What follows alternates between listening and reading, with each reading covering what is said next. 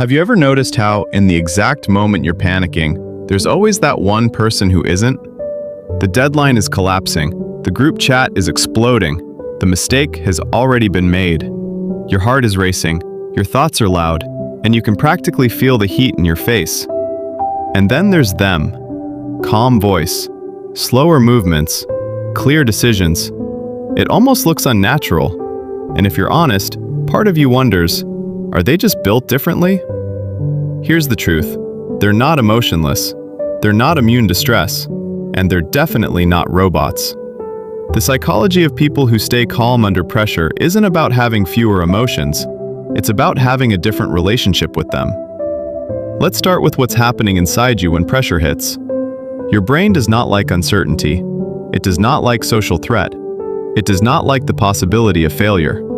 So when something goes wrong, your boss calls you out in a meeting, your partner says, "We need to talk," your plan falls apart, your nervous system reacts before your logic does.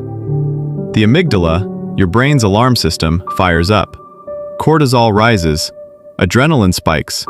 Your body prepares for danger, even if the danger is just embarrassment. People who stay calm feel that same surge. Their heart rate still increases. Their body still registers threat. The difference is what happens next. Most people fuse with the reaction. The thought, "This is a disaster," becomes reality. The feeling of panic becomes proof that something is terribly wrong. And once that spiral starts, it feeds itself. You talk faster. You interrupt. You over-explain. Or you shut down completely. But calm people have trained, consciously or unconsciously, a small gap between stimulus and response. It's tiny. Sometimes it's just a breath. Psychologists call this response flexibility. It's the ability to pause long enough to choose your behavior instead of being dragged by your first impulse. And that pause changes everything. Think about the last time you sent a risky message and saw the 3 dots appear, then disappear. That wave of anxiety? A calm under pressure person feels that too. But instead of immediately sending a follow-up, question mark, or assuming the worst, they notice the story forming in their mind. They're ignoring me. I messed up. And they quietly question it. Maybe, maybe not. That mental habit, questioning your first catastrophic interpretation, is a core trait of calm people. They understand that thoughts are not facts. Under pressure, your brain predicts the worst to protect you. But prediction isn't reality. Another key difference is how they define pressure. For many people, pressure equals threat to identity. If I fail, I am a failure. If I'm criticized, I am incompetent. If this relationship ends, I am unlovable. When pressure attacks your identity, your ego goes into survival mode. Calm people tend to separate the event from their identity. The presentation bombing doesn't mean they are bad at their job. It means that presentation didn't go well. The argument doesn't mean they're a terrible partner. It means something needs attention. That subtle cognitive separation lowers emotional intensity. It keeps the stakes realistic. There's also something deeper going on: tolerance for discomfort. Staying calm under pressure is not about making discomfort disappear. It's about being willing to feel it without scrambling to escape it. You see this in small, everyday moments. The person who can sit in awkward silence without rushing to fill it. The one who can hear feedback without immediately defending themselves. The one who can say, "I need a second to think," instead of reacting instantly. That ability is built on emotional exposure. Over time, they've learned that uncomfortable feelings are survivable. Embarrassment won't kill them. Rejection won't destroy them. Anxiety peaks and then falls. The body cannot sustain high arousal forever. Research on stress shows that how you interpret arousal changes its impact. If you believe your racing heart means, "I can't handle this," performance drops. If you interpret it as, "My body is preparing me," performance improves. Calm people often reframe stress as activation, not doom. But let's make this relatable. Imagine you're late. Traffic is worse than expected. You're already behind. Your chest tightens. You start rehearsing apologies, excuses, worst-case outcomes. Now imagine someone else in the same situation. They notice the frustration. They exhale slowly. They accept what's outside their control. Instead of mentally time traveling into catastrophic futures, they focus on the next actionable step. Send a quick message, drive safely, arrive grounded. It's not that they don't care, it's that they don't add unnecessary suffering to an already stressful situation. Another powerful trait? They don't personalize everything.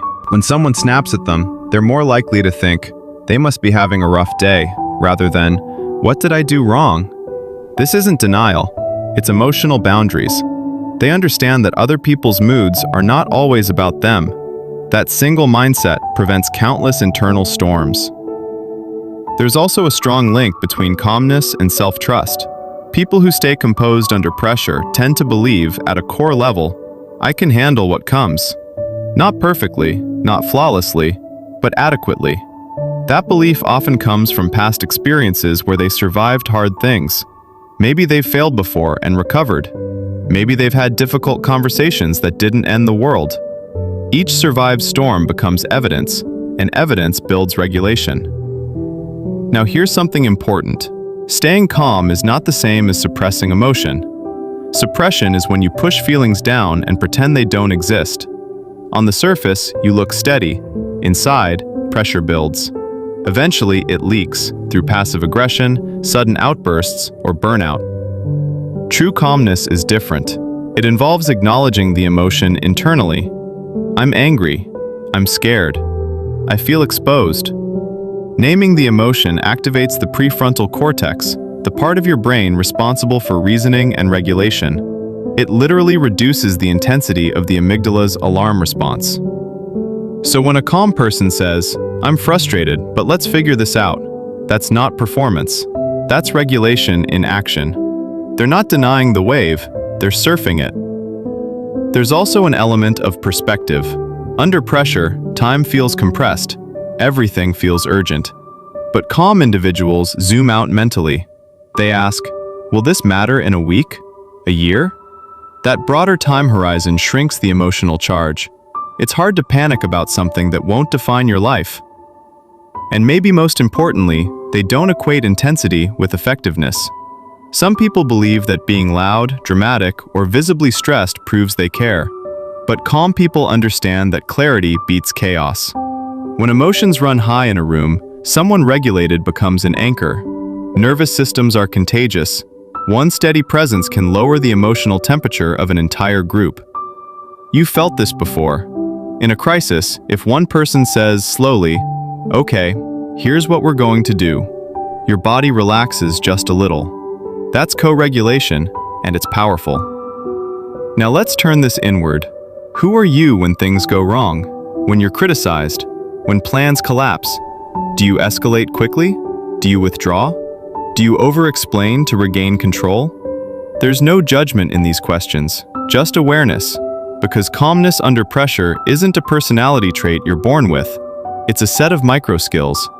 Pausing, breathing slower than your impulse, questioning catastrophic thoughts, separating identity from outcome, allowing discomfort without fleeing it, choosing long-term alignment over short-term relief. And here's the hopeful part.